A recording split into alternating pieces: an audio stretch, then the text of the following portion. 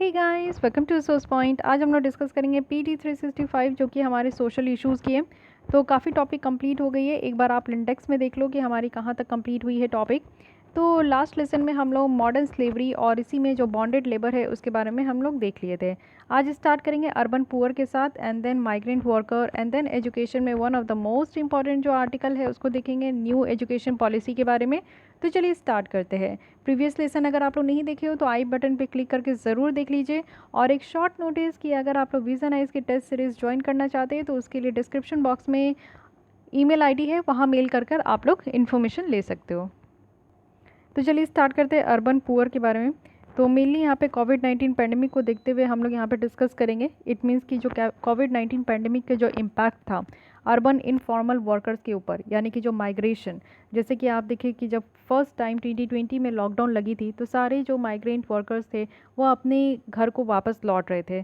तो उसी की बेसिस में देखें कि हाँ, शहरी क्षेत्र में जो पुअर की इश्यूज़ है उस पर मेन हम लोग फोकस करने वाले हैं। तो चलिए देखते हैं हमारे देश में क्या हालत है अर्बन पुअर की। तो इंडिया में अगर अर्बन पॉपुलेशन देखें तो वो तो बहुत तेज़ी से बढ़ते जा रहा है। लास्ट सेंचुरी से आप देख सकते हो तो कहाँ 1901 में 25 मिलियंस पॉपुलेशन थे, बट वही 2011 के सेंसस के अकॉर्डिंग देखें तो आज के डेट में 377 मिलियन लोग हो चुके हैं। इट मीन्स कि 31% जो टोटल पॉपुलेशन है उसका आज के डेट में आप देख सकते हो कि अर्बन पॉपुलेशन कंसिस्ट करता है। चलिए ठीक है। वहीं अगर हम लोग सेंसस 2011 के बेसिस पे देखें तो 17% जो अर्बन पॉपुलेशन है इसमें 65 मिलियन लोग हैं जो कि स्लम में रहते हैं। स्लम कहने का मतलब क्या होता है? स्लम ऐसे एरिया होते हैं जहाँ पे झुकी झोपड़ियाँ होती है। आप देखोगे मुंबई का एक बहुत ही फेमस जो स्लम है, धारावी स्लम है ना, उसमें आप लोग देखोगे कि बहुत छोटे छोटे कंजस्टेड एरिया होते हैं, वहाँ पे कॉमन टॉयलेट होता है, हर किसी के घर में टॉयलेट भी नहीं होते हैं। तो वो एक स्लम होते हैं जिसमें कि आप देखो लोग बस अपने रहने का जो ज़रिया है वो उसको पूरा कर पाते हैं।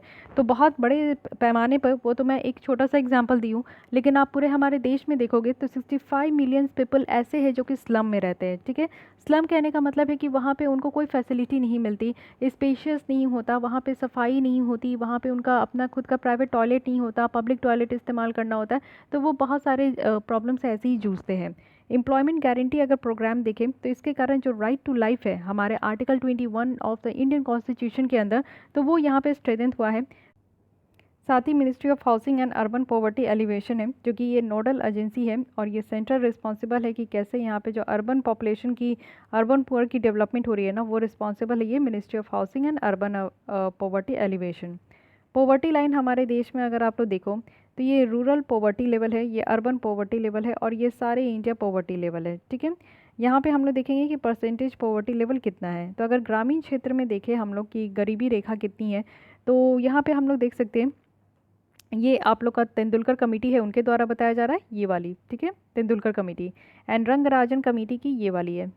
तो दो कमेटी है जो कि हमेशा बताई है यहाँ पे कि क्या यहाँ पे कैसे हम लोग जो है पोवर्टी लेवल के नीचे है लोग, उनको यहाँ पे माप सकते हैं। तो अर्बन पोवर्टी का इनका बताया गया था तेंदुलकर कमेटी का, पहले ये समझ लीजिए। इनके द्वारा बताया गया था कि अगर हम लोग शहरी क्षेत्र में मापते हैं तो अर्बन पोवर्टी के हिसाब से आप देखो कि एक लोग जो है 1000 रुपीज़ होना चाहिए। और रंगराजन का यहीं पे बढ़ाकर कह दिया गया था कि नहीं, अर्बन पॉवर्टी 1407 रुपीज़ उनके पास होनी चाहिए। वहीं अगर ग्रामीण क्षेत्र में देखें तो तेंदुलकर कमेटी के द्वारा बताया गया है कि 816 रुपीज़ होनी चाहिए। वहीं अगर रंगराजन कमेटी के द्वारा देखें तो उनके द्वारा बताया गया था 972 रुपीज़ होनी चाहिए। तो उनके बेसिस पे अगर हम लोग देखें तो जो ग्रामीण क्षेत्र में पॉवर्टी लेवल है वो 25.4% है। इट मीन्स कि ये हमारा ज़्यादा है तेंदुलकर कमेटी के हिसाब से। वहीं अगर अर्बन पॉवर्टी देखें तो तेंदुलकर कमेटी के हिसाब से 13.7% है। वहीं ऑल इंडिया अगर पॉवर्टी लेवल देखें तो तेंदुलकर कमेटी के द्वारा 21.9% है। ठीक है, चलिए अच्छा है। वहीं अगर रंगराजन कमेटी के हिसाब से देखें तो इनके द्वारा जो यहाँ पे फिक्स की गई है अमाउंट, उसके हिसाब से आप देखोगे कि इनके द्वारा बताया जाता है कि पॉवर्टी लेवल ज़्यादा है। इट मीन्स कि अगर हम लोग ग्रामीण क्षेत्र में देखें तो 30% है, वहीं अर्बन क्षेत्र में देखें तो 26% है, वहीं अगर ऑल इंडिया अगर हम लोग देखें तो 29% है। तो ये इनका बेसिकली डिवीजन है जो कि काफ़ी बेटर है। आप इसको कोड भी कर सकते हो अपने आंसर राइटिंग में। गवर्नमेंट इंटरवेंशन देखिए, यानी कि सरकार यहाँ पे क्या क्या कर रही है, क्या क्या इनिशिएटिव लेकर आई है जिससे कि हमारे यहाँ पे जो लोगों की समस्या है, गरीबी है, वो दूर हो सके। तो अगर हाउसिंग वल्नरेबिलिटीज़ देखें कि जिनके पास रहने के लिए घर नहीं है, तो सरकार के द्वारा housing for all, it means कि प्रधानमंत्री आवास योजना लाया गया है अर्बन क्षेत्र में और ग्रामीण क्षेत्र में भी है। साथ ही आप लोग देखो कि अफोर्डेबल रेंटल हाउसिंग जो कम्प्लेक्सेस है उसको डेवलप की जा रही है कि लोगों को यहाँ पे सस्ते दाम पे रेंट पे हाउस मिल सके। साथ ही इकोनॉमिक अगर वल्नरेबिलिटीज़ देखें तो सबसे पहले यहाँ पे जो दीनदयाल अंत्योदय योजना है, नेशनल अर्बन लाइवलीहुड मिशन है, जिसके तहत लोगों को यहाँ पे ट्रेनिंग दी जाती है, स्किल्स प्रोवाइड किया जाता है कि वो अपनी दिनचर्या को चला सके, यानी कि वो अपना ऐसा काम कर सके जिससे कि वो पेट भर सके। साथ ही स्ट्रीट वेंडर अभी प्रोटेक्शन एक्ट लाया गया है 2014 का, जिसमें कि जो स्ट्रीट वेंडर्स है जो कि रोड साइड यहाँ पे जो भी लोग अपने सामान बेचते हैं, बिजनेस करते हैं, तो उनको यहाँ पे प्रोटेक्ट करना है। सोशल वल्नरेबिलिटीज़ देखें तो सबसे पहले जीवन ज्योति योजना है, इट मीन्स कि एक इंश्योरेंस स्कीम यहाँ पे लाई गई है। उसके बाद अटल पेंशन योजना है, यानी कि आफ्टर रिटायरमेंट के बाद आप लोग के लिए एक पेंशन का स्कीम लाया गया है। साथ ही प्रधानमंत्री श्रम योगी मानधन है, और उसके बाद प्रधानमंत्री सुरक्षा बीमा योजना है, यानी कि यहाँ पे हेल्थ इंश्योरेंस की भी बात की जा रही है। So these are the kind of protection, these are the kind of schemes जो कि सरकार यहाँ पे हमारे पॉवर्टी से एलिवेट करने के लिए लोगों के लिए ला रही है। इसके अलावा और भी बहुत सारे स्कीम्स है जो कि यहाँ पे इंक्लूड नहीं किए गए, तो आप उन सारे एरिया को भी कवर कर सकते हो। ठीक है, अब आते हैं माइग्रेंट वर्कर्स के बारे में।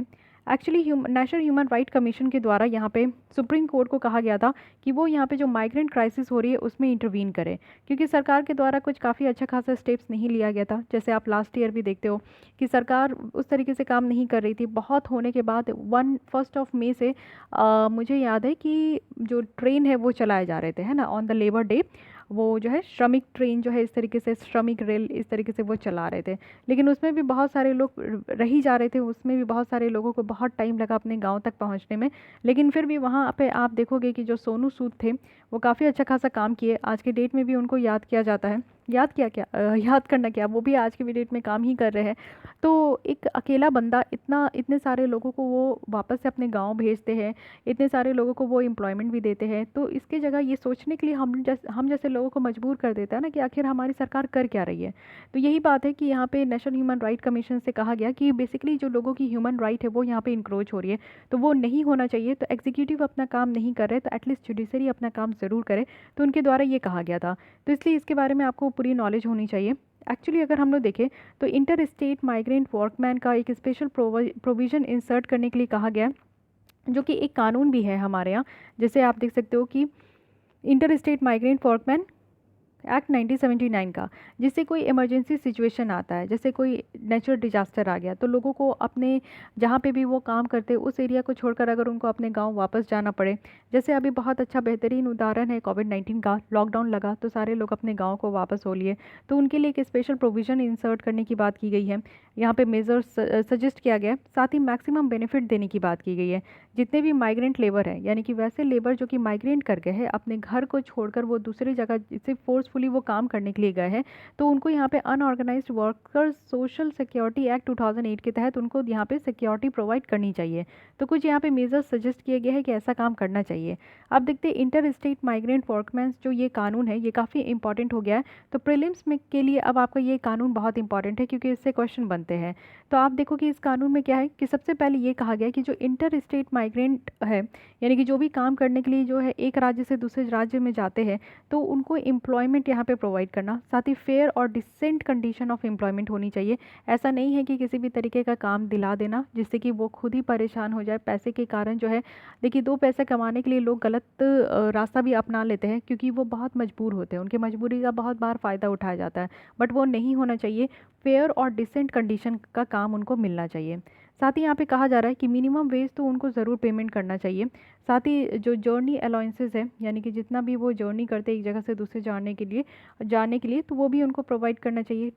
डिस्प्लेसमेंट अलाउंस भी देना चाहिए। कई बार आप देखते हो कि इंफ्रास्ट्रक्चर प्रोजेक्ट को कंस्ट्रक्ट करने के लिए, चाहे वो डैम हो, चाहे हमारे रोड हो, हाईवे हो, तो वैसे समय पे क्या होता है कि बहुत सारे लोगों को उनकी अपनी स्थायी जगह से हटाकर दूसरी जगह उनको डिस्प्लेस किया जाता है, बट वो डिस्प्लेसमेंट की बेसिस पे उनको पैसे वगैरह कुछ नहीं मिलते। तो ये भी कहा जा रहा है कि एक मिनिमम वेजेस प्रोवाइड करना है। रहने के लिए एक एकोमोडेशन होनी चाहिए, मेडिकल फैसिलिटी होनी चाहिए कि अगर उनको किसी भी तरीके की प्रॉब्लम हो तो उनको अपने जेब से पैसा ना देना पड़े। प्रोटेक्टिव क्लोथिंग होनी चाहिए, यानी वो जहाँ पे भी काम कर रहे हैं, इंडस्ट्री में काम कर रहे हैं, तो एटलीस्ट उस तरीके का कपड़े होने चाहिए जिससे कि उनको करेंट हो या फिर वेल्डिंग करे तो उनके शरीर में कोई इम्पैक्ट ना हो। साथ ही इससे पहले हम लोग मैनुअल स्कैवेंजिंग की लेसन पढ़े थे, तो उसमें जो लोग हाथों से नालियाँ गड्ढे साफ़ कर रहे हैं, तो वो हाथों से करते हैं तो वो काफ़ी ज़्यादा जर्म्स, बैक्टीरिया, इतनी गंदगी से वो कांटेक्ट में आते हैं, तो उनके बॉडी को बहुत ज़्यादा हार्मफुल इफेक्ट होता है। तो उनके लिए प्रॉपर क्लोथिंग भी उनको नहीं दी जाती है, तो ये भी बात यहाँ पे कहा जा रहा है। साथ ही आप देखो कि यहाँ पे ज़रूरत है कि सारे जो इंटर स्टेट माइग्रेंट है उनको इस्टेब्लिश करने की ज़रूरत है। कॉन्ट्रैक्टर्स जो कि यहाँ पे इस तरीके से वर्कमैन को रिक्रूट कर रहे हैं, तो उनको लाइसेंस देना चाहिए एक एप्रोप्रिएट उनके राज्य सरकार के द्वारा। एप्रोप्रिएट गवर्नमेंट लिखा है, बट मुझे ये राज्य सरकार के द्वारा उनको देना चाहिए। कॉन्ट्रैक्टर्स जो है ना, वो उनको ऑब्लाइज्ड किया गया है कि वो यहाँ पे डिटेल्स प्रोवाइड करें, यानी कि उनके पास मैंडेटरी है कि सारे डिटेल्स होने चाहिए जो भी वर्कमैन उसके साथ काम कर रहे हैं। साथ ही वर्कर्स को यहाँ पे इंश्योर करना चाहिए कि उनके जितने भी वर्कमैन है ना, कॉन्ट्रैक्टर को यहाँ पे इंश्योर करना चाहिए कि जितने भी उनके वर्कमैन हैं उनको रेगुलर पेमेंट दिया जाएगा, उनके साथ कोई भेदभाव नहीं किया जाएगा, और सूटेबल अकोमोडेशन, रहने की जगह दी जाएगी, फ्री मेडिकल फैसिलिटीज़ दी जाएगी, और क्लोथिंग जो है वो प्रोटेक्टिव क्लोथिंग दी जाएगी कि जिससे कि उनके हेल्थ और उनका जो है कहीं से भी नुकसान ना हो। तो ये तो इस कानून में लिखा गया है, जो कि काफ़ी बेहतरीन है। अब ये कानून तो हमारे देश में होते हैं, बट यहाँ पे इसको इम्प्लीमेंट करने वाला कोई नहीं होता। दूसरे भी कानून है, organised workers social security act 2008। इसमें कहा गया है कि सोशल सिक्योरिटी प्रोवाइड करना, वो भी सारे अनऑर्गेनाइज्ड वर्कर्स को, जिसमें कि डोमेस्टिक वर्कर्स भी आते हैं। आपके घर में भी काम करने के लिए मेड आते होंगे, कोई सर्वेंट आते होंगे, या फिर गार्डन वगैरह को क्लीन करने के लिए, गार्डनिंग करने के लिए कोई लोग आते होंगे। अगर आपके घर में 4 व्हीलर है, 2 व्हीलर है, तो उसको वॉश करने के लिए आप किसी को बुलाते होंगे, तो ये सब डोमेस्टिक वर्कर्स के अंदर इंक्लूड हो जाते हैं। फाइन। तो अनऑर्गेनाइज्ड वर्कर्स उनको कहते हैं जो कि उनका काम करने का कोई टाइम फिक्स नहीं होता, उनके पास कोई फ़िक्स सैलरी नहीं होती, वो जितना ज़्यादा काम करेंगे उतना ज़्यादा कमाएंगे, उनके पास कोई फ़िक्स्ड हॉलिडे नहीं होता है। ठीक है, वो बात अलग है कि डोमेस्टिक वर्कर्स अपना खुद का हॉलिडे मना लेते हैं, बट फिर भी आप ये समझो कि उनके पास कुछ भी यहाँ पे सर्टेन नहीं है। इवन रिटायरमेंट के बाद भी उनके पास कोई सर्टेन नहीं है, कोई सोशल सिक्योरिटी नहीं है। तो इस तरीके से अनऑर्गेनाइज सेक्टर्स हम लोग इनको कहते हैं। इसमें उनको सोशल सिक्योरिटी प्रोवाइड करना है। साथ ही यहाँ पे कुछ सोशल सिक्योरिटी स्कीम भी फॉर्मुलेट करना चाहिए, जैसे लाइफ और डिसेबिलिटी कवर हो, हेल्थ कवर हो, मैटरनिटी बेनिफिट, जब कोई भी अगर विमेन है, अगर वो प्रेग्नेंट है तो उनके लिए कोई बेनिफिट होनी चाहिए, ओल्ड एज प्रोटेक्शन होनी चाहिए कि उनकी जब एज बढ़ जाए तो उस समय उनके पास कुछ पैसे होने चाहिए in the kind of pension. साथ ही उनको हेल्थ फैसिलिटी भी मिलनी चाहिए। तो ये सारी चीज़ें इस कानून के अंदर कहा गया है कि प्रोवाइड करना है। स्टेट गवर्नमेंट को यहाँ पे कहा गया है कि वो मैंडेट कर सकते हैं कानून को कि एक सूटेबल वेलफेयर स्कीम यहाँ पे बनाएं, फॉर्मुलेट करें, जिसमें कि जो अनऑर्गेनाइज सेक्टर्स वर्कर है, जिसमें कि आप देखो कि इसमें क्या क्या उनको देना है। तो लाइफ और डिसेबिलिटी जो कवर है वो होनी चाहिए, हेल्थ और मैटरनिटी बेनिफिट होनी चाहिए, ओल्ड एज प्रोटेक्शन तो होनी चाहिए। साथ ही प्रोविडेंट फंड जो पीएफ है उससे भी रिलेटिंग यहाँ पे उनको प्रोवाइड करनी चाहिए। एम्प्लॉयमेंट इंजरी बेनिफिट होनी चाहिए, बेनिफिट्स हाउसिंग होनी चाहिए। साथ ही एजुकेशन स्कीम्स होनी चाहिए, जो भी यहाँ पे वर्कर्स काम कर रहे हैं उनके अगर बच्चे हैं तो उनको पढ़ाया भी जा सके। स्किल अपग्रेडेशन होनी चाहिए, यानी कि अगर कोई वर्कर्स को कुछ चीज़ें सीखनी है तो वो यहाँ पे उनके पास ऐसी फैसिलिटी हो कि वो जाकर सीख भी सके। सो ये सारे यहाँ पे आप देखो कि मैटर्स है जो कि इंक्लूड किया गया है, तो बहुत ही बेहतरीन है। अब आते हैं, देखते हैं कि अदर इनिशिएटिव क्या है जो कि माइग्रेंट वर्कर के लिए लिया गया है। तो ये बेसिकली आप जब भी माइग्रेंट वर्कर के लिए लिखो तो ये 2 कानून आप लिख सकते हो। साथ ही यहाँ पे आप देखो कि inter state migrant policy index है जो कि रिलीज़ किया जाता है इंडिया माइग्रेशंस नाउ के द्वारा। ये नॉन प्रॉफिट ऑर्गेनाइजेशन है। एक्चुअली यहाँ पे सारे राज्यों को उनके कितने माइग्रेंट इंटीग्रेशन पॉलिसी है उसकी बेसिस पे ये रैंक किया जाता है और कंपेयर किया जाता है।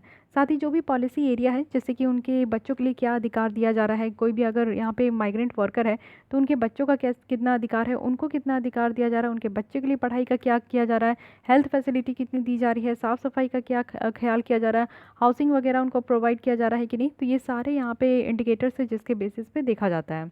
नेक्स्ट यहाँ पे नेशनल माइग्रेंट इन्फॉर्मेशन सिस्टम है। एक्चुअली ये डेवलप किया जाता है हमारे एनडीएमए के द्वारा, इट मीन्स कि नेशनल डिजास्टर मैनेजमेंट अथॉरिटी के द्वारा। अगर हम लोग नेशनल माइग्रेंट इन्फॉर्मेशन सिस्टम की बात करें तो ये सेंट्रल ऑनलाइन रिपोजिटरी है। इट मीन्स कि आप देखो तो एक तो सेंट्रल बेसिस पे है, सेंट्रल गवर्नमेंट के पास होता है, साथ ही ऑनलाइन सारे डेटा होते हैं जितने भी माइग्रेंट वर्कर हैं। यहाँ पे क्या है कि स्पीडी जो इंटर स्टेट कम्युनिकेशन है वो यहाँ पे प्रोवाइड किया जाता है। और साथ ही साथ आप देखो कि एडिशनल एडवांटेजेस भी है, यानी कि कॉन्ट्रैक्ट यहाँ पे कॉन्टैक्ट की ट्रेसिंग भी की जा रही है, जो भी कोविड-19 रिस्पॉन्स में यहाँ पे यूज़फुल भी रहा है। तो ये भी आपको याद रखना है। फिर है national database of unorganised worker, तो जितने भी अनऑर्गेनाइज्ड वर्कर्स हैं उनकी यहाँ पे नेशनल डेटाबेस है, सेंट्रल गवर्नमेंट के पास उनकी सारी डेटा इंक्लूड है। रिसेंटली मिनिस्ट्री ऑफ जो फाइनेंस है वो यहाँ पे इसको सेटअप किए हैं, यानी कि national database of unorganised worker. ये काफ़ी इंपॉर्टेंट है क्योंकि मिनिस्ट्री ऑफ फाइनेंस यहाँ पे इंक्लूड है, और जब भी कोई स्कीम और उससे रिलेटेड जो स्कीम है मिनिस्ट्री है, अगर वो आपका मैच ना करे तो उसको आप लोग नोट डाउन करके ज़रूर याद कर लो। पहली बार ये नेशनल डेटाबेस है, यानी कि अनऑर्गेनाइज्ड वर्कर्स का, सेक्टर्स का, ये पहली बार ऐसा है कि आपको देखने को मिलेगा कि डेटाबेस तैयार किया गया है जिसमें माइग्रेंट वर्कर्स को भी इंक्लूड किया गया है। एक्चुअली यहाँ पे इनका एम है ना कि एक प्लेटफॉर्मर जो वर्कर है, प्लेटफॉर्म होना चाहिए वर्कर्स के लिए, साथ ही साथ एम्प्लॉयर्स के लिए, और साथ ही साथ आप देखो कि ministry of labour and employment है जो कि यहाँ पे देख रहे हैं आधार कार्ड के साथ, जो भी जितने भी लोग हैं उनको आधार कार्ड प्रोवाइड किया गया है, तो उनकी डेटा के साथ जो है उनको यहाँ पे इंक्लूड किया गया है। इससे क्या होगा, वर्कर्स को काफ़ी हेल्प मिल पाएगा कि अपने स्किल्स के बारे में जो भी इंफॉर्मेशन है वो शेयर कर पाएंगे, और सरकार के पास भी अगर डेटा रहेगा तो सरकार बेटर तरीके से उनके वेलफेयर के लिए कोई स्कीम्स जो है, सरकार को भी आसान होता है कि वो यहाँ पे स्कीम बना सके। साथ ही अनऑर्गेनाइज जो वर्कर सोशल सिक्योरिटी एक्ट है 2018, ये पहली बार मैंडेट किया गया कि हर एक वर्कर्स को यहाँ पे रजिस्टर करना है, और साथ ही साथ एक स्मार्ट आईडी कार्ड भी इशू करना है। तो ये सारे यहाँ पे स्कीम्स हैं। साथ ही 2 कानून है माइग्रेंट लेबर को लेकर जो कि आपके एग्ज़ाम के लिए काफ़ी इंपॉर्टेंट है। ओके, सो अब आते हैं नेक्स्ट हम लोग टॉपिक में, जो कि स्टार्ट करेंगे एजुकेशन। यस, तो एजुकेशन में सबसे पहले तो देखने वाले हैं कि न्यू एजुकेशन पॉलिसी जो लाया गया है तो यूनियन कैबिनेट के द्वारा अप्रूव कर दी गई है। तो अब यहाँ पे अप्रूवल मिल गया है, तो इसको हम लोग को भी समझना होगा कि एक्चुअली ये न्यू जो यहाँ पे एजुकेशन पॉलिसी है, तो उससे पहले समझें कि हमारे यहाँ एजुकेशन पॉलिसी आया कैसे कैसे। तो सबसे पहले आप देखो कि यूनिवर्सिटी एजुकेशन कमीशन है जो कि 1948 में, हमारा भारत जब आज़ाद हुआ था 1947 में, तो उसके बाद ये कमीशंस जो है वो आई। उसके बाद क्या हुआ कि 2-3 साल ही 1952 से 53 के बीच में सेकेंडरी एजुकेशन कमीशन बनाया गया कि सेकेंडरी क्लासेस भी होनी चाहिए। फिर उसके बाद 1964 में ये हमारा एजुकेशन कमीशन था जो कि डॉक्टर DS कोठारी के अंदर ये चला। उसके बाद हमारा 1968 में पहला नेशनल पॉलिसी ऑन एजुकेशन लाया गया, ठीक है, कि किस तरीके से हमारे देश में शिक्षा की व्यवस्था होनी चाहिए, उसके बेसिस पे ये कानून लाया गया, ठीक है। उसके बाद 1976 में क्या हुआ कि 42nd कॉन्स्टिट्यूशनल अमेंडमेंट हुआ, और इसके तहत जो एजुकेशन है उसको कॉन्करेंट लिस्ट में इंक्लूड किया गया। 3 लिस्ट होते हैं बेसिकली आपका 7th शेड्यूल में, तो स्टेट लिस्ट होते हैं जिसमें कि राज्य सरकार ही कानून बना सकते हैं, जो आपका सेंट्रल लिस्ट है जिसमें कि सिर्फ पार्लियामेंट कानून बना सकती है। ये जो कंकरेंट लिस्ट है ना, इसमें आपके दोनों यानी कि सेंट्रल स्टेट लेजिस्लेचर और जो यहाँ पे सेंट्रल गवर्नमेंट है, इवन यहाँ पे आपका जो पार्लियामेंट है, ये दोनों मिलकर यहाँ पे कानून बना सकते हैं। तो इसलिए एजुकेशन एक बहुत बड़ी टॉपिक है, तो इसको यहाँ पे कंकरेंट लिस्ट में रखा गया। जैसे कि आप देखो कि जो नेशनल एजुकेशन पॉलिसी लाया गया है ये हमारे सेंट्रल गवर्नमेंट के द्वारा लाया गया है, अब इसमें स्टेट गवर्नमेंट जो है वो इसको मंजूरी देंगे। उसके बाद क्या हुआ 1986 में फिर इसको चेंज किया गया, यानी कि पहले 1968 में था, अब यहाँ पे 1986 में ये आपका नेशनल पॉलिसी ऑन एजुकेशन लाया गया। ये देखिए ध्यान रखिएगा, दोनों बहुत ही मिलता जुलता है, कुछ यहाँ पे अजूबा नहीं है कि आप याद नहीं कर सको। पहले 68 है, फिर इसको आप उल्टा कर दो 86 आ जाएगा, और उसके बाद अभी जो आया है ये 2020 में, ठीक है। तो इसमें कुछ अमेंडमेंट किया गया। फिर उसके बाद 1992 में मॉडिफाई किया गया, और फिर 2016 में TSR जो सुब्रमण्यम कमेटी थी उनकी रिपोर्ट आए, उनके कुछ रिकमेंडेशन थे। फिर 2019 में डॉक्टर के कस्तूरी रंजन कमेटी की रिपोर्ट थी, और अभी आप लोग ये एजुकेशन पॉलिसी देख रहे हो। तो ये सारे कुछ चेंजेस किए गए हैं जिसको ध्यान रख सकते हैं। अब यहाँ पे मेनली हम लोग पॉलिसी की बात करते हैं। इस पॉलिसी में क्या है कि इस पॉलिसी में आप देखो कि हमारे यहाँ पे स्कूल और जो हायर एजुकेशन सिस्टम है उसमें कुछ ट्रांसफॉर्मेशन रिफॉर्म लाए गए हैं। इट मीन्स कि आप देखो कि स्कूल में और हमारे कॉलेजेस के बेसिस पे कुछ यहाँ पे चेंजेस लाए गए हैं। ये पॉलिसी हमारी जो 34 ईयर ओल्ड यानी कि जो 34 साल पुरानी हमारी नेशनल पॉलिसी ऑन एजुकेशन थी उसको अब चेंज करेंगे। इसी के साथ मिनिस्ट्री ऑफ ह्यूमन रिसोर्सेज जो है उनको ये मिनिस्ट्री का भी नाम चेंज कर दिया गया, और अब यहाँ पे मिनिस्ट्री ऑफ एजुकेशन है, ठीक है, जो ये सारा काम देखेंगे। तो विज़न क्या है इस तरीके की न्यू पॉलिसी का, तो एक एजुकेशन सिस्टम होना चाहिए जिसमें कि आप देखो कि नॉलेज पे ज़्यादा फोकस करें, यानी कि इक्विटेबल इक्वल हो और वाइब्रेंट नॉलेज सोसाइटी हो। लोग सिर्फ ऐसा नहीं है कि जैसे आप स्कूल में आप भी फील किए होंगे, मैं भी फील की हूँ, कि सिर्फ मार्क्स पे ज़्यादा फोकस किया जाता था कि अगर आप अच्छे मार्क्स लाते हो, टॉप रैंकर हो, तो आपको पढ़ा लिखा समझते थे, अदरवाइज सब आपको जो है फालतू ही समझते थे, बेकार, मतलब चौपट है कि नहीं, कुछ नहीं करने वाला ये आगे बढ़ के। तो वैसी होती थी, तो काफ़ी काइंड ऑफ प्रेशर होता था, चाहे वो स्कूल हो या घर में हो, कि आपको मार्क्स अच्छे लाने हैं। कभी ये नहीं कोई पूछता था कि आप ये समझे हो, ये चीज़ जान पाए हो, आज नया क्या सीखे हो, कभी नहीं कोई पूछा। सब कोई जो है यहाँ पे आपके दिमाग में यही आपके ठूसते थे, चाहे वो 10th में हो या 12th में हो, कि जल्दी ज़्यादा मार्क्स लाना है, अच्छा मार्क्स लाना है कि नहीं। तो अब क्या है कि अब हम लोग यहाँ पे फोकस करेंगे इक्वालिटी और वाइब्रेंट नॉलेज सोसाइटी पे। और ये कैसे किया जाएगा, तो हमारे यहाँ हाई क्वालिटी एजुकेशन सबको प्रोवाइड की जाएगी। स्कूल में भी आप देखते थे कि जो टीचर आते थे पढ़ा के चले गए, कॉलेज में भी हुआ टीचर आए पढ़ा के चले गए, जिसको समझना है वो समझ गए, जिसको नहीं समझना है उसका तो कोई उपाय ही नहीं है। तो वो वाली चीज़ें होती थी। साथ ही आप देखो एक डीप सेंस ऑफ रिस्पेक्ट, यानी कि जो हमारा फंडामेंटल राइट है और ड्यूटीज़ है, कॉन्स्टिट्यूशनल वैल्यूज़ है, उसके बेसिस पे आप देखो कि एक डीप सेंस ऑफ रिस्पेक्ट यहाँ पे डेवलप किया जाएगा। और इंसिस्ट किया जाएगा स्किल पे, वैल्यू पे, डिपोजिशन पे, जिससे कि हमारी जो कमिटमेंट है ह्यूमन राइट्स को लेकर, सस्टेनेबल डेवलपमेंट को लेकर, लिविंग को लेकर, ग्लोबल वेलबींग को लेकर, शायद ये सारी चीज़ें अब हम लोग ये न्यू जो एजुकेशन पॉलिसी ला रहे हैं उससे हम लोग पूरा कर पाएंगे। तो चलिए एक एक करके समझते हैं। सबसे पहले स्कूल एजुकेशन समझते हैं। तो न्यू इनिशिएटिव और मिशंस क्या क्या है यहाँ पे। तो सबसे पहले अगर हम लोग देखें तो national curriculum and pedagogical framework for early childhood care and education है। इट मीन्स कि एनसीईआरटी के द्वारा इसको डेवलप किया गया है। सबसे पहली बात तो आपको ये याद रखनी है।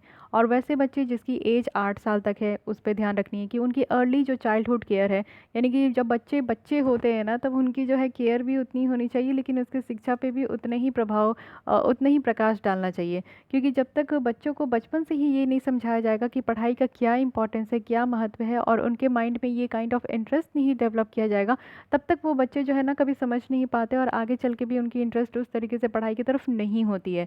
तो अर्ली चाइल्डहुड सबसे इंपॉर्टेंट स्टेप होता है। बच्चे एक ब्लैंक कॉपी की तरह होते हैं, ब्लैंक चेक, जिसमें आप जितना उसमें आप अच्छी चीज़ें, क्वालिटीज़ इंक्लूड करते जाओगे, वो एक दिन आपको फ्रूटफुल होते हुए दिखेगा।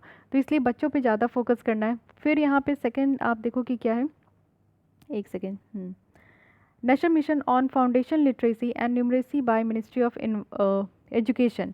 तो यहाँ पे राज्य सरकार और यूनियन टेरिटरीज़ को कहा गया है कि एक इम्प्लीमेंटेशन प्लान वो प्रिपेयर करें, जिससे कि जो यूनिवर्सल फाउंडेशन लिटरेसी है, न्यूमरेसी है, यानी कि हमारे प्राइमरी स्कूल में ये चीज़ें जो है बच्चों को 3 तक, यानी कि 3 क्लास तक के बच्चों को यहाँ पे प्राइमरी एजुकेशन देनी है।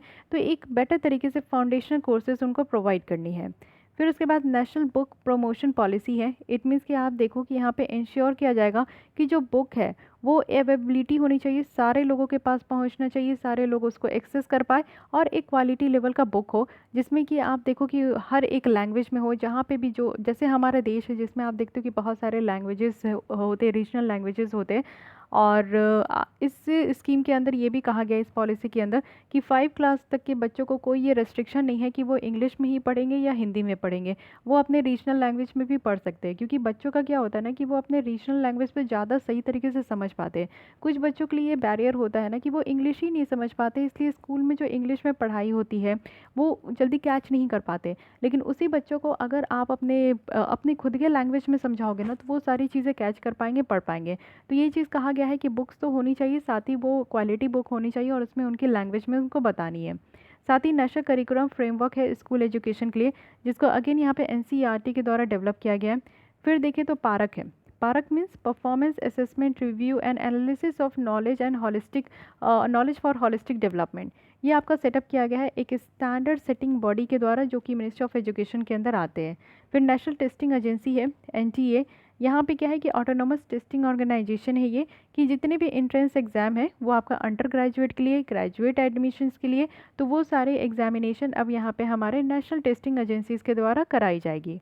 फिर है national professional standard for teacher, यानी कि यहाँ पे भी आप देखो कि national council for teacher education के द्वारा इसको डेवलप किया गया है, और ये आपका 2022 तक ये होगा। उसके बाद अगर हम लोग देखें तो new and comprehensive national curriculum framework for teacher education है, ये 2021 से स्टार्ट होगा। National professional standard for teacher है, तो यहाँ पे जितने बच्चे पे ध्यान दिया जाएगा वैसे ही टीचर्स पे भी ध्यान दिया जाएगा, जिससे कि दोनों तरीके से यहाँ पे हॉलिस्टिक डेवलपमेंट हो सके। अब यहाँ पे कुछ डायमेंशन है और उसकी डिटेल्स भी आपको पता होना चाहिए। जैसे अगर हम लोग बात करें तो अर्ली चाइल्डहुड केयर और एजुकेशन की बात की जा रही है, यानी कि 3 साल से 6 साल का जो बच्चा है उनके लिए यूनिवर्सल एक्सेस होनी चाहिए। इट मीन्स कि जो बच्चे यहाँ पे 6 साल तक के लिए है उनको अंडर स्कूल करिकुलम रखना है, उनको वहाँ पे पढ़ाई की भी पूरी व्यवस्था होनी चाहिए, साथ ही उनकी जो केयरिंग है वो भी हो सके। इस डायमेंशन के अंदर आप देखो तो यहाँ पे आंगनवाड़ी और जो प्री स्कूल है उनके द्वारा ये प्रोवाइड किया जाएगा। तो जो यहाँ पे 3 साल से 6 साल के बच्चे हैं गांव-गांव में जो इतने भी हैं वो आंगनवाड़ी के थ्रू जो है उनको ये सारे केयर्स और ट्रेनिंग दी जाएगी। प्री स्कूल अगर सेक्शन देखें तो एटलीस्ट यहाँ पे 1 सेकेंड, तो at least 1 year of early childhood care यहाँ पे प्रोवाइड किया जाएगा। एजुकेशन यहाँ पे जो है केंद्रीय विद्यालय या फिर कोई और जो प्राइमरी स्कूल से वहाँ पे प्रोवाइड की जाएगी। प्री स्कूलिंग कही जा रही है 1 साल की, ठीक है। इम्प्लीमेंट कौन कौन करेंगे, तो मिनिस्ट्री ऑफ एजुकेशन तो है ही। अब यहाँ पे आंगनवाड़ी है तो वुमेन और चाइल्ड डेवलपमेंट भी आ गया है क्योंकि बच्चों से भी रिलेटेड है। हेल्थ एंड फैमिली वेलफेयर भी है और ट्राइबल अफेयर्स भी है क्योंकि यहाँ पे ट्राइबल बच्चों की भी बात की जा रही है। Attainment of foundation literacy and numeracy है, यानी कि national mission on foundation literacy and numeracy. National book है यहाँ पे, नेशनल रिपोजिटरी है, हाई क्वालिटी रिसोर्सेज बच्चों के पास होना चाहिए। साथ ही डिजिटल इंफ्रास्ट्रक्चर भी क्रिएट करना है जिससे कि जिसको दीक्षा कहा जा रहा है। एंड आज के डेट में आप देखो कि बहुत सारे बच्चों के पास मोबाइल है तो इंटरनेट नहीं है, इंटरनेट है तो मोबाइल नहीं है, और किसी किसी बच्चों के पास तो दोनों नहीं है। तो बच्चों की एजुकेशन ठप हो चुकी है, बट हमें अब फोकस करना होगा ऑनलाइन एजुकेशन की तरफ से, और डिजिटल इंफ्रास्ट्रक्चर इसके लिए जो है हम लोग को डेवलप करना होगा। उसके बाद जो ड्रॉप आउट रेट है, कुछ बच्चे हैं कुछ बच्चियां हैं जो आप देखो कुछ किसी कारणवश, चाहे उनके फैमिली वाले उनको पढ़ा नहीं पाते हैं पैसे की कमी के कारण, या फिर लड़कियों की सेफ्टी के कारण, या फिर लड़कियों के लिए अलग टॉयलेट नहीं है, या फिर कुछ और भी घर में मंदी चल रही है, तो उसके कारण जो है बच्चों की पढ़ाई ड्रॉप आउट हो जाती है, बच्चे स्कूल छोड़ देते हैं। तो इस चीज़ों को रोकना है। एजुकेशन जो है हर लेवल पे हर एक लोगों को ये मिल सके, ठीक है, ये एक ऐसी चीज़ें होनी चाहिए हमारे देश में, इस पे फोकस किया जा रहा है। तो अगर हम लोग बात करें open and distance learning programme की भी यहाँ पे व्यवस्था की बात की जा रही है, जो कि national institute of open schooling के द्वारा ये प्रोवाइड किया जाएगा कि अगर बच्चे कहीं दूसरे जगह जाकर नहीं पढ़ सकते तो एक डिस्टेंस लर्निंग है कि आप घर बैठ के ही अपने कोर्सेज को कंप्लीट कर सकते हो, तो इस पर भी ध्यान दिया जाएगा। साथ ही करिकुलम और पेडागोगी पे ध्यान दिया जाएगा। करिकुलम कहने का मतलब है कि एक्स्ट्रा करिकुलम, जैसे कि अभी भी आप लोग देखो कि आप लोग सिर्फ पढ़ते ही रहोगे 24 घंटा में से 15 घंटा भी पढ़ोगे, 10 घंटा भी पढ़ोगे तो एग्जॉस्ट हो जाओगे। आपका कुछ एक्स्ट्रा करिकुलर एक्टिविटीज़ होनी चाहिए। कुछ आप गेम्स खेलो, चाहे ऑनलाइन खेलो ऑफलाइन खेलो, ऑफलाइन मीन्स इंडोर आउटडोर होता है, तो आप घर पे बैठ के खेल सकते हो या बाहर जाकर खेल सकते हो। इससे आपकी जो है वो फोकस पावर भी बढ़ेगा, कंसंट्रेशन पावर भी बढ़ेगा, एनर्जी लेवल भी बढ़ता है, आपकी माइंड मूड स्विंग भी होते हैं, जैसे आपको देखने को मिले कि अच्छा फील करोगे। आप हमेशा किताबों से घिरे रहोगे, पढ़ाई से घिरे रहोगे तो कुछ नहीं होने वाला। कुछ और भी आप कर सकते हो, घूमने जाओ, दोस्तों से हैंग आउट करो। अभी मैं कोविड-19 में नहीं आपको उकसा रही हूँ, लेकिन हाँ ये सब काम आप कर सकते हो। साथ ही कुछ क्रिएटिविटी कर सकते हो, कुछ नई चीज़ें सीखो, है कि नहीं। सिंगिंग, म्यूज़िक, डांस में ये सब में आपकी फोकस एरिया है, या फिर आप कुकिंग वगैरह, तो कुछ भी आप कर सकते हो जो कि आपको लगता है कि करना चाहिए, ठीक है। अब यहाँ पे हमारे जो स्ट्रक्चर था पहले क्या था, जो हम लोग देकर निकले वो तो था हमारा 9+2, है कि नहीं। 9th क्लास तक आप यहाँ पे पढ़ो, फिर 10th दो, फिर 2 दो, मतलब कि 11 12th होता था। तो इस तरीके से हमारा वो सिस्टम चलता था। अब ये न्यू डिज़ाइन लाया गया है 5+3+3+4, ठीक है। अब इसको समझते हैं कि यहाँ पे क्या है। आज की डेट में एग्जिस्टिंग आप देखो तो 2 ईयर्स, सॉरी यहाँ पे तो ये ब्लैंक है, 10 ईयर्स तक है, यानी कि 6 से 16 साल तक आप 10th क्लास तक पढ़ते हो, फिर 2 साल आप पढ़ते हो, यानी कि 18 साल तक आपका 12th कंप्लीट हो जाता है। तो ये आपका 10+2 का यहाँ पे पहले का था। लेकिन अब न्यू एकेडमिक स्ट्रक्चर क्या लाया गया कि बेसिक का जो 3 साल है, यानी कि पहले तो था कि 5 साल बच्चे होंगे तब स्कूल भेजा जाएगा, बट अब ये कहा जा रहा है कि नहीं, इतना आपको वेट करने का ज़रूरत नहीं है। 3 साल हो गए, बच्चे खड़े हो सकते हैं, बैठ सकते हैं, बोल सकते हैं, तो बस उनको स्कूल भेजिए पढ़ने लिखने के लिए। तो यहाँ पे 3 साल से ही स्टार्ट हो जाएगा।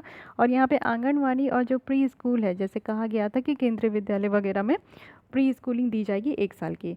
फिर यहाँ पे 2 साल का है। 2 साल में क्या है कि क्लास 1 और क्लास 2 आपका कंप्लीट हो जाएगा, यानी कि 8 साल जो है, 8 साल में आप यहाँ पे क्लास 2 क्रॉस कर जाओगे। फिर 3 साल है, ये दोनों मिला कर आपका 5 हुआ ना, 5+3, तो यहाँ पे आपका ये 5 हुआ ना, 3+2=5।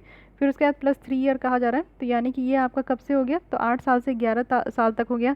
इट मीन्स कि 11 साल में आप 5th क्लास पास कर गए। फिर आपका 3 है, यानी कि यहाँ पे आपका 11 साल से 14 साल है, तो 14 साल में आप यहाँ पे 8 क्लास पास कर गए। फिर उसके बाद आपका 14 से 18 है, यानी कि यहाँ पे 9 से लेकर 12 तक एक साथ रखा गया है। तो यानी कि आप यहाँ पे 14 साल के हैं तो 18 साल में आप 12th पास कर जाओगे। तो ये अब यहाँ पे सिस्टम है 5+3+3+4, ठीक है। तो पाँच पाँच तक कहने का मतलब है कि 3 साल से अब आप स्कूल जाओगे और 2 क्लास तक यहाँ पे पढ़ोगे। फिर 3 है यहाँ पे, यानी कि 5 क्लास तक आप पढ़ोगे। फिर 3 है यहाँ पे, यानी कि आप 8 क्लास तक पढ़ोगे। और फिर 4 है, यानी कि 9 से आप यहाँ पे 12th पूरा पढ़ लोगे, ठीक है। आई होप कि आपको इसमें कोई कन्फ्यूज़न नहीं होनी चाहिए, क्योंकि ये बेसिक है। जब तक आप ये बेसिक नहीं समझोगे तब तक आप यहाँ पे नेशनल पॉलिसी को, एजुकेशन पॉलिसी को नहीं समझ पाओगे। वोकेशनल एजुकेशन भी है, यानी कि 10 डेज़ का यहाँ पे आपका बैगलेस पीरियड होगा कि आपको बुक्स किताबें नहीं लेकर जानी है। और ये 6 to 8 क्लास के बच्चों के लिए होगा, जहाँ पे बच्चे कुछ और चीज़ें सीखेंगे, जैसे कि गार्डनर्स, पॉटर्स, मीन्स पॉट को पेंट करना, सजाना, आर्टिस्टिक वर्क्स, कारपेंटर वर्क्स, ये सारी चीज़ें उनको सिखाई जाएगी। साथ ही जो नेशनल करिकुलम फ्रेमवर्क है स्कूल एजुकेशन के लिए, ये यहाँ पे एनसीईआरटी के द्वारा लाया जा रहा है। साथ ही स्टूडेंट असेसमेंट होंगे, यानी कि जो स्कूल एग्जामिनेशन है वो 3, 5, 8 क्लास में यहाँ पे आपका होगा। बोर्ड एग्ज़ाम्स जो है वो आपका 10th और 12th में एज़ यूजुअल होगा, लेकिन कुछ रीडिज़ाइन किया जाएगा। और नेशनल असेसमेंट सेंटर है, पारक कहा गया है। और नेशनल टेस्टिंग एजेंसी है, जो कि आपका स्कूल के बाद जब आप यहाँ पे अंडर ग्रेजुएट के लिए एग्ज़ाम दोगे तो वो यहाँ पे कंडक्ट कराया जाएगा। मल्टीलिंगुअलिज्म में कहा जा रहा है, यानी कि लैंग्वेज के बारे में। मीडियम ऑफ जो इंस्ट्रक्शंस है वो क्लास 5 तक वो प्रेफर किया जा रहा है कि अपने होम लैंग्वेज, मदर टंग में, लोकल लैंग्वेज में वो काम करे, पढ़ाई करे 5 ग्रेड तक। उसके बाद जो स्टेट ऑफ इंडिया है, जो लैंग्वेज ऑफ इंडिया है, वो यहाँ पे एक एक्टिविटी होगा जो कि हर एक स्टूडेंट के द्वारा लिया जाएगा, एक भारत श्रेष्ठ भारत इस इनिशिएटिव के तहत। 3 लैंग्वेज फार्मूला रखा गया है, यानी कि फ्लेक्सिबिलिटी है कि बच्चे या तो इंग्लिश में पढ़े, या हिंदी में पढ़े, या फिर अपने रीजनल लैंग्वेज में पढ़े। और सारे क्लासिक लैंग्वेज रखे गए हैं, जैसे संस्कृत, तमिल, तेलुगु, कन्नड़, सब यहाँ पे आपको देखने को मिलेगा कि स्कूल में एज एन ऑप्शन ये अवेलेबल होगा। बहुत ही बेहतरीन बात है। हमें तो यहाँ पे टांग दिया गया था कि आप इंग्लिश में ही पढ़ो। इंडियन साइन लैंग्वेज है, जो कि सारे पूरे आप देखो कि हमारे देश में इसको समझा जाएगा। इक्विटेबल और इंक्लूसिव एजुकेशन कहा जा रहा है कि हर किसी को एजुकेशन देनी है। आप देखो कि यहाँ पे जेंडर बेसिस में, चाहे मेल हो, फीमेल हो, बच्चे हो, बच्चियाँ हो, हर किसी को, इवन यहाँ पे ट्रांसजेंडर स्टूडेंट को भी ध्यान दिया जाएगा कि वो भी यहाँ पे पीछे ना रहे। स्पेशल एजुकेशन जोन होगा, जिसमें कि लार्ज पॉपुलेशन जो है वो यहाँ पे आपका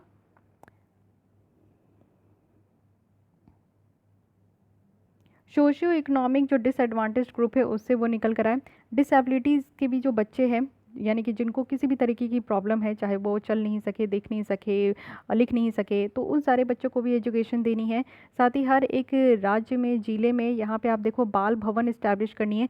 special day time boarding school होगा, जिसमें कि art related, career related, play related activities होगी। फ्री स्कूल इंफ्रास्ट्रक्चर है, जिसको कि सामाजिक चेतना केंद्र जैसा यूज़ किया जाएगा। स्पेशल मैकेनिज्म है बच्चों के लिए जो भी ट्राइबल ग्रुप से बिलोंग करते हैं, कि उनको भी यहाँ पे अच्छा खासा क्वालिटी एजुकेशन प्रोवाइड कर सके। साथ ही जो बच्चे यहाँ पे आपका सोशियो इकोनॉमिक डिसएडवांटेज ग्रुप से आ रहे हैं, तो उनको यहाँ पे स्कॉलरशिप वगैरह दिया जाएगा, उनकी फ़ीस को माफ़ किया जाएगा। एडिशनल स्कूल्स भी होंगे, जैसे कि आप देखो केंद्रीय विद्यालय हो गए। तो ये सारे जो है आपका एस्पिरेशनल डिस्ट्रिक्ट में, जो कि अति पिछड़ा जिला है, उसमें ये आपका ओपन अप किया जाएगा। टीचर और एजुकेशन को रोबस्ट करने की बात की जा रही है, और रिक्रूटमेंट के लिए भी। तो 2030 तक कहा गया है कि मिनिमम डिग्री क्वालिफिकेशन होना चाहिए टीचर्स के लिए, और 4 इयर्स की इंटीग्रेटेड बीएड डिग्री तो होनी ही चाहिए। एनटीए टेस्टिंग है, जो कि यहाँ पे बीएड में एडमिशन्स के लिए होगा। साथ ही नेशनल मिशन फॉर मेंटरिंग है, उसको भी सेटअप किया जाएगा, बहुत ही बेटर है। साथ ही आप देखो टीचर एलिजिबिलिटी टेस्ट होगा सारे टीचर्स के लिए। अब कोई भी टीचर्स को नहीं यहाँ पे अपॉइंट किया जाएगा, उनके लिए बेटर तरीके का प्रोसीजर रखा गया है। स्कूल गवर्नेंस की बात करें तो यहाँ पे मेनली है कि 1 पब्लिक स्कूल जो है, प्राइवेट स्कूल ये आपका अडॉप्ट किया जाएगा हमारे कंट्री में, कि एक अगर प्राइवेट है तो उसके साथ साथ एक पब्लिक भी होना चाहिए। तो बच्चों के ऊपर ये डिपेंड करता है कि वो कहाँ जाकर पढ़े। साथ ही स्कूल्स जो है वो यहाँ पे सस्टेनेबल डेवलपमेंट प्लान डेवलप करेंगे, और ये प्लान जो है यहाँ पे बेसिस होगा कि कैसे स्कूल की कॉम्प्लेक्सेस होगी, क्या वो अपने तरीके से प्लान लेकर चल रहे हैं। स्टैंडर्ड सेटिंग होगा, एक्रेडिटेशंस फॉर स्कूल एजुकेशन होगी। इट मीन्स कि आप देखो कि यहाँ पे इंश्योर किया जाएगा कि स्कूल जो है वो यहाँ पे कुछ मिनिमल जो प्रोफेशनल और क्वालिटी स्टैंडर्ड है उसको फॉलो करें। साथ ही यहाँ पे आप देखो कि जो स्टेट स्कूल स्टैंडर्ड अथॉरिटी है उसको सेटअप किया जाएगा। सेल्फ डिक्लेरेशन होगा सारे बेसिक रेगुलेटरी जो इन्फॉर्मेशन है। साथ ही यहाँ पे अगर बात करें तो पब्लिक और प्राइवेट स्कूल्स है जिसको एसेस किया जाएगा, और कॉमन मिनिमम क्राइटेरिया के बेसिस पे। साथ ही यहाँ पे क्या है कि स्कूल क्वालिटी असेसमेंट और एक्रीडेशन फ्रेमवर्क होगा, जो कि एनसीईआरटी और स्टेट का जो एससीईआरटी है उसके द्वारा इसको देखा जाएगा, ठीक है। और साथ ही पीरियोडिक जो हेल्थ चेकअप है वो भी यहाँ पे ओवरऑल सिस्टम में इसको भी इंक्लूड किया गया है, जो कि यहाँ पे भी होगा। तो बहुत ही बेहतर है, इस तरीके से हम लोग यहाँ पे समझ पाए। सो स्कूल एजुकेशन के बारे में हम लोग ने डिटेल देखा। अब हम लोग स्टार्ट करेंगे हायर एजुकेशन, बट आज नहीं, नेक्स्ट लेसन में, ठीक है। तो बहुत ही लंबी है, इस नेशनल पॉलिसी, एजुकेशन पॉलिसी को बेटर तरीके से समझेंगे तो एक एक पॉइंट को समझ समझ के चलिए कि एक्चुअली सब में बातें क्या की गई है। टोटल आपको रटने की ज़रूरत नहीं है, बस एक दो बार आप पढ़ लोगे ना तो आपको समझ में आ जाएगा कि हाँ, ये इतना बड़ा डॉक्यूमेंट है कि इसको समझना ज़रूरी है, ना जाने क्वेश्चन कहाँ से बन जाए, ठीक है। और अगर आपको मेंस में भी लिखने को आए तो एटलीस्ट आप इससे अच्छे अच्छे पॉइंट्स को लिख भी सको।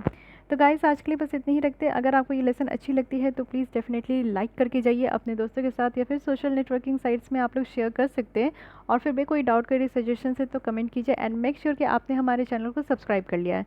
सब्सक्राइब कीजिएगा तो जब भी हमारे यहाँ पे वीडियो अपलोड होगी उसकी नोटिफिकेशन आप तक ज़रूर पहुँच पाएगी। तो मिलते हैं कल हम लोग इसी टाइम पर। आज के लिए बस इतना ही। Thank you.